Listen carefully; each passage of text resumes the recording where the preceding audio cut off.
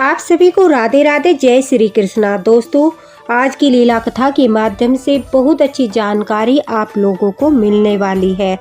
देखिए दोस्तों, इन लीला कथाओं के माध्यम से ठाकुर जी आप लोगों का मार्गदर्शन करते हैं, क्योंकि एक आदर्श शक्ति है जो अभी तुमसे छुपी हुई है, लेकिन तुम उस आदर्श शक्ति को यानी ठाकुर जी को महसूस अवश्य करने लगोगे। समझो कि आपके भाग्य उदय का दौर शुरू हो चुका है। आपको बस खुद पर विश्वास रखना है कि हम ठाकुर जी की सेवा में कोई गलती नहीं करेंगे, और ठाकुर जी पर भी विश्वास अटूट रखना है कि ठाकुर जी हर वक्त आपके साथ है।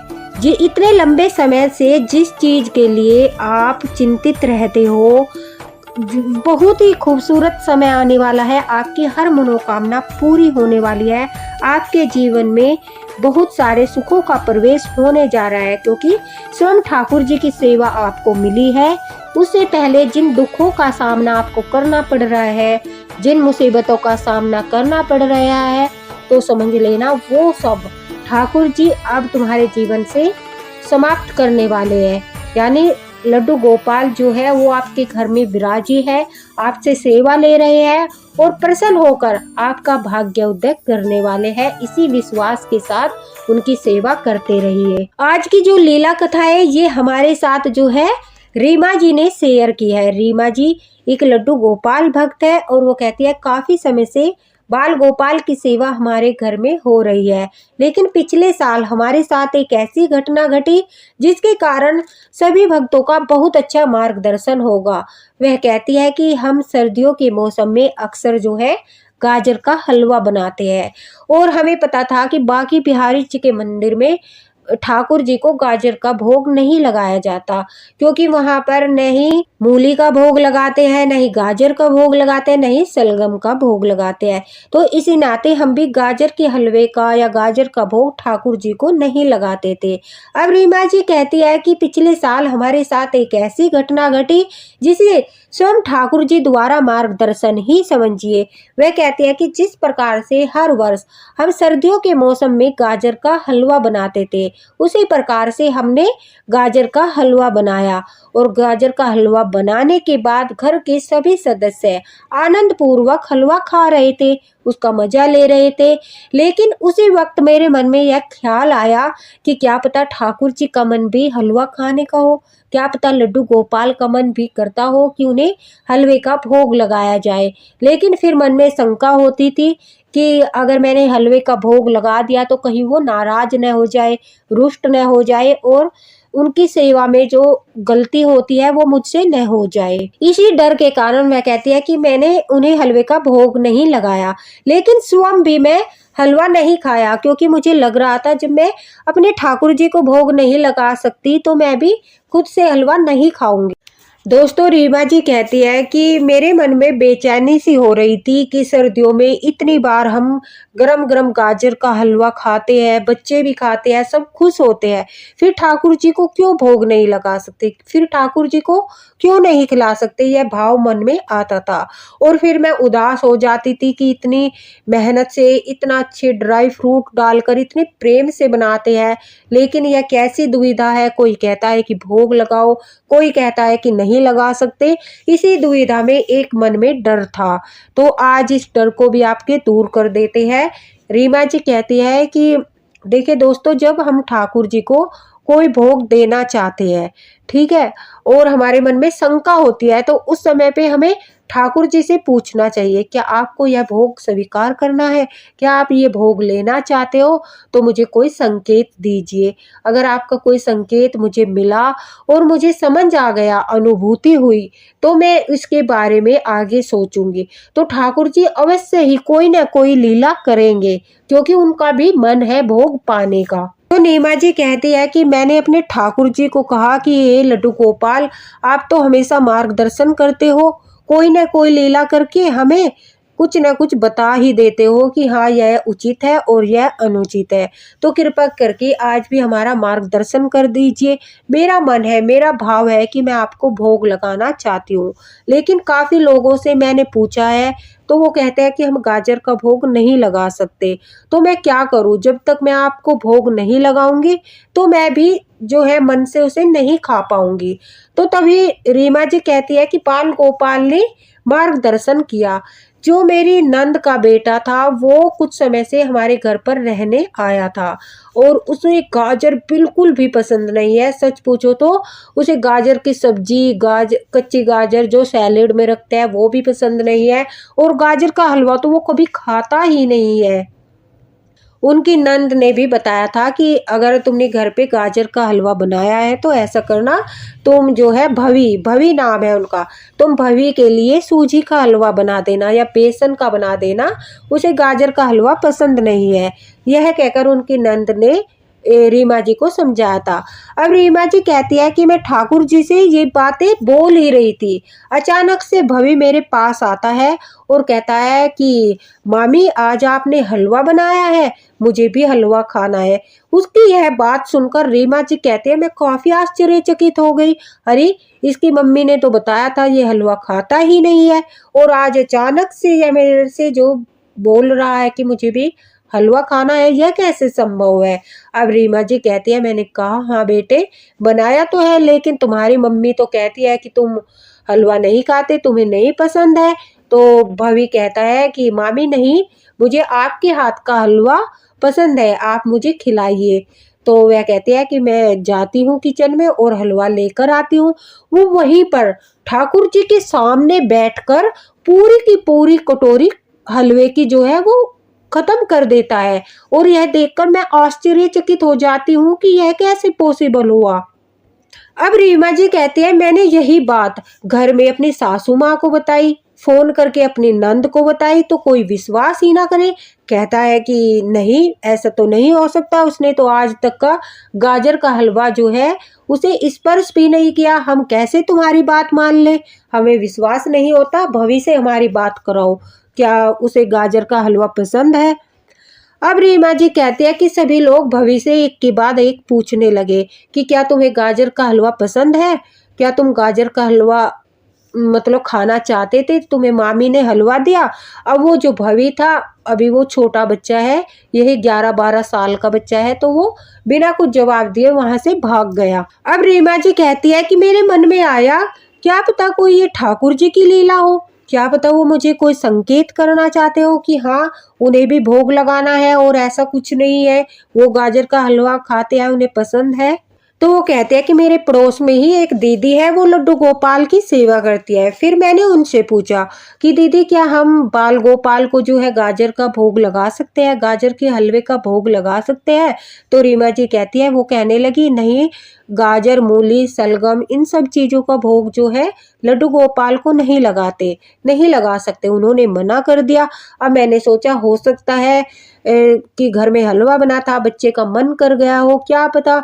यह सोचकर जो है वो अपने घर आ गई और घर आकर अपना कामकाज करने लगी। अब रीमा जी कहती है कि मैं सारा दिन इसी शंका में रही कि कोई कहता है लगा सकते हैं, कोई कहता है नहीं लगा सकते, लेकिन ज्यादातर जिससे भी पूछते हैं वो मना ही करता है। तो ठीक है मैं भी जो है भोग नहीं लगाती। अब रीमा जी कहती है मैंने गाजर का हलवा चाय के साथ स्वयं भी खा लिया कि चलो जब ठाकुर जी को लगा ही नहीं सकते तो ऐसी गलती करनी ही क्यों। अब रीमा जी कहती है मैंने भी गाजर का हलवा खा लिया और खाने के बाद मैं भी जो है बाकी का काम करके शाम का भोजन बनाया, ठाकुर जी को भोग लगाया और भोग लगाने के बाद विश्राम करा के स्वयं भी सोने के लिए चली गई। उसी रात जो है नीमा जी कहती है मुझे सौपन में ठाकुर जी ने दर्शन दिए। और देखिए कभी भी ठाकुर जी जो है अपने संपूर्ण रूप में नहीं आते, साक्षात रूप में नहीं आते, या तो वो किसी साधु संत के रूप में आएंगे, बच्चे के रूप में आएंगे, या किसी ऐसे सदस्य के घर के सदस्य के रूप में आएंगे जिसे आप बहुत प्रेम करते हो। अब वह कहती है कि अचंभे की बात यह थी कि ठाकुर जी भवी के रूप में ही मेरे सौपन में आए, और जब वो मेरे सौपन में आए तो भवी जो था मेरे पास आकर बैठ गया और मुंह फुला लिया, बहुत बड़ा मुंह फुलाकर बैठ गया। और मैंने कहा कि बेटा क्या हुआ भवी, इस तरह से मुंह क्यों फुलाया है? तो वो कहता है कि मैं आपसे बात नहीं करता, आपने स्वयं तो हलवा खा लिया और मुझे हलवा नहीं खिलाया। तो अब रीमा जी कहते हैं, मैंने कहा अरे बेटा दिया तो था तुम्हें हलवा, क्या तुमने हलवा नहीं खाया? मैंने तो तुम्हें तुरंत दिया था।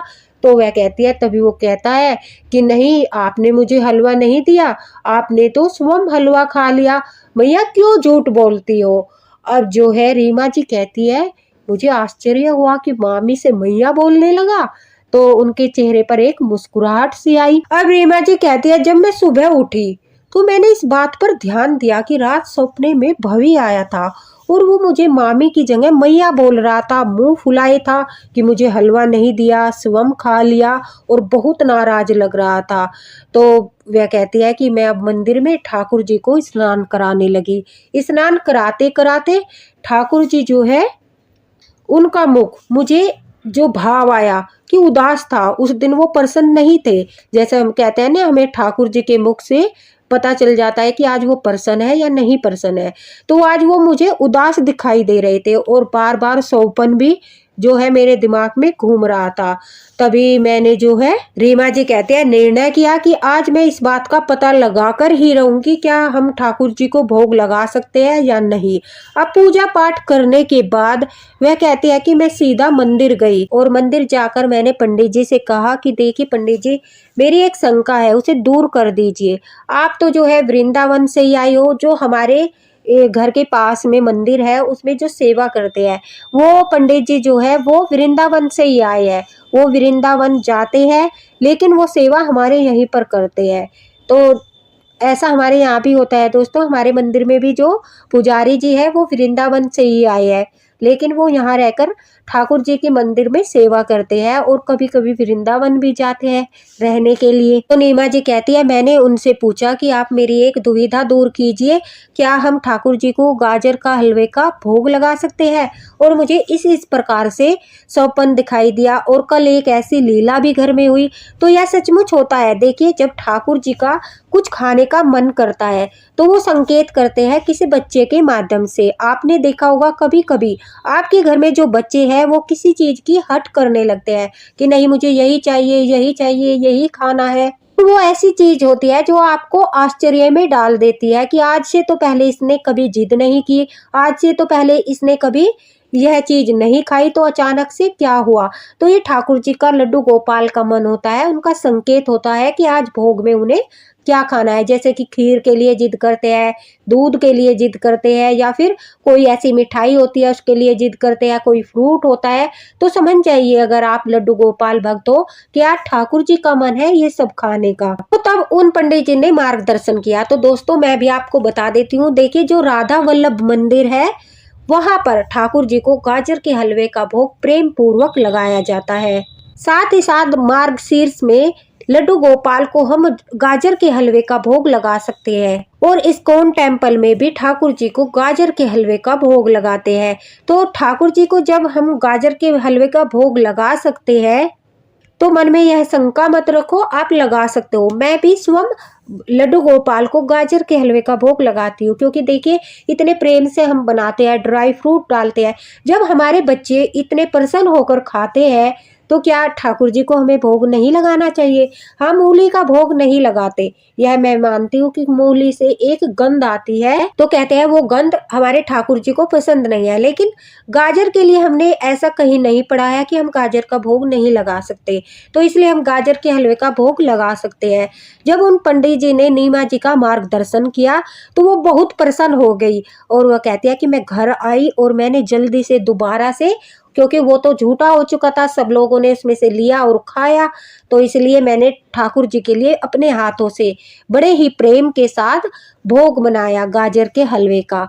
और गाजर के हलवे का भोग बनाकर ठाकुर जी के सामने कटोरी भर के रखा, क्योंकि इतने दिनों की इच्छा थी स्वयं लड्डू गोपाल ने मार्गदर्शन किया, स्वयं लड्डू गोपाल ने जो है संकेत दिया, लीलाएं की, तो अब तो उन्हें भोग बनता है। तो नीमा जी कहते हैं मैंने प्रेम पूर्वक लड्डू गोपाल को तब भोग लगाया और आश्चर्यचकित करने वाली बात यह है कि उस दिन भी वो भोग भवी ने स्वयं खाया।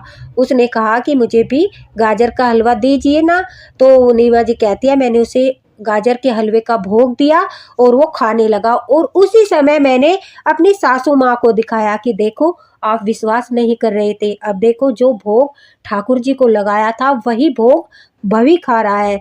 ये लड्डू गोपाल है जो भवी के रूप में आकर भोग लगा रहे हैं।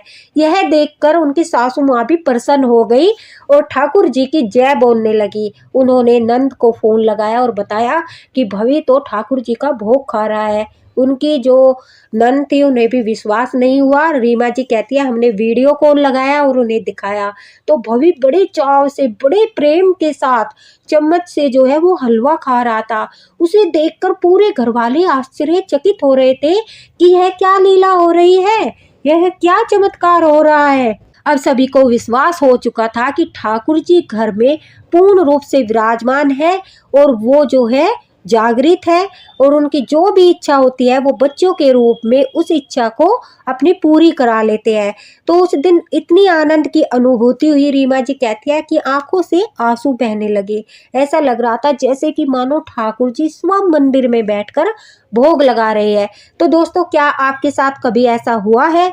अगर आपके साथ भी कभी ऐसा हुआ है कि किसी बच्चे ने आपके हाथों से इस तरह से भोग लिया हो, तो आप कमेंट बॉक्स में ये अनुभूति अवश्य ही बताना, क्योंकि मुझे भी आपको बताते हुए बहुत आनंद हो रहा है और जब रीमा जी ने बताया तब भी बहुत आनंद महसूस हो रहा था। तो आपको मार्गदर्शन हो गया होगा जिन लोगों के मन में शंका होती है, क्योंकि अब तो स्वयं ठाकुर जी ने ही आपकी शंका दूर कर दी इस लीला कथा के माध्यम से कि हाँ मुझे भी सर्दियों में ठंड के मौसम में गरम गरम गाजर के हलवे का भोग खाना है। तो आप गाजर की सब्जी का, गाजर के हलवे का भोग लड्डू गोपाल को लगा सकते हो। अगर आप कोई ऐसे संप्रदाय से बिलोंग करते हो कि आपको लगता है नहीं लगाना चाहिए, तो आपके ऊपर यह भी कोई बंदिश नहीं है, आप उस हिसाब से भी कर सकते हो। लेकिन मेरे हिसाब से और ठाकुर जी की लीला कथा के माध्यम से और जो राधा बल्लभ मंदिर है, इस्कॉन टेम्पल है, उनके माध्यम से आप ठाकुर जी को गाजर के हलवे का, गाजर का भोग ठंड के मौसम में लगा सकते हो। और कहते हैं ठाकुर जी गाजर के हलवे का भोग लड्डू गोपाल यानी जिन्हें हम अपने पुत्र रूप, सखा रूप में, जिस रूप में भी विराजमान करते हैं, वो गरम गरम दूध के साथ तुलसी पत्ता डालकर बड़े ही चाव से, बड़े ही प्रेम से भोग खाते हैं। जब मैं भी भोग लगाती हूँ तो मुझे भी बड़ी प्रसन्नता होती है और ऐसा लगता है जैसे सचमुच बाल गोपाल बड़े आनंद के साथ भोग स्वीकार कर रहे हैं। रीमा जी कहती है कि अब इन बातों को 1 वर्ष हो चुका है और कहते हैं गाजर के हलवे का भोग लगाने के बाद अगर कोई ऐसी बात होती या फिर ये कोई अपराध होता या गलती होती हमारी पूजा में, तो कुछ न कुछ ऐसा घटित होता जिससे हमें लगता हाँ भूल हुई है। लेकिन अब पूरा 1 वर्ष हो चुका है, तो अब तभी से ही मैं गाजर के हलवे का भोग लगाती हूँ और ठाकुर जी की कृपा से सब कुछ अच्छे से चल रहा है। किसी प्रकार की कोई दिक्कत नहीं है, कोई आर्थिक तंगी नहीं है, कोई बीमारी नहीं है, घर में भरपूर कृपा है। तो मेरा यह मानना है, रीमा जी कहती है कि हम गाजर के हलवे का भोग ठाकुर जी को दे सकते हैं। उन्होंने स्वयं ही यह मार्गदर्शन किया था, इसलिए मैंने यह लीला कथा सबके साथ शेयर कर दी ताकि उनकी भी जो शंका है वह दूर हो जाए।